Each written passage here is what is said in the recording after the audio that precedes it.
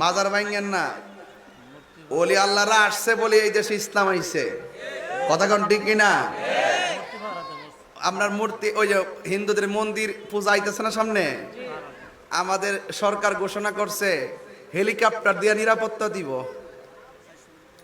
ডুবুরি দিয়া নিরাপত্তা দিব। আর এমন মাজার ভাঙ্গে হমান করে লেগেছে, হিয়ানোর নিরাপত্তা লাগে না, হিয়ানো নিরাপত্তার দরকার নাই। ডাল মে কুছ কালা হে। রসুল বলছে এমন একটা সময় আসবে এক মুসলমান আরেক মুসলমানকে হত্যা করবে আর মন্দির পাহারা দিতে ব্যস্ত হয়ে যাবে, কথা বলেন ঠিক কিনা? আমার মনে হয় সেই যুগ আইসা পড়ছে, সেই যুগ। সারা জীবন আমরা ভিন্ন ধর্মের মানুষের সাথে অত্যন্ত সহনশীল আচরণ করেছি, এখনো করি, ভবিষ্যতে করব। অন্য ধর্মের মানুষগুলো আমাদের দাঁতের 32টা দাঁতের ভিতরে জিহ্বা যেমন নিরাপদ, অন্যান্য ধর্ম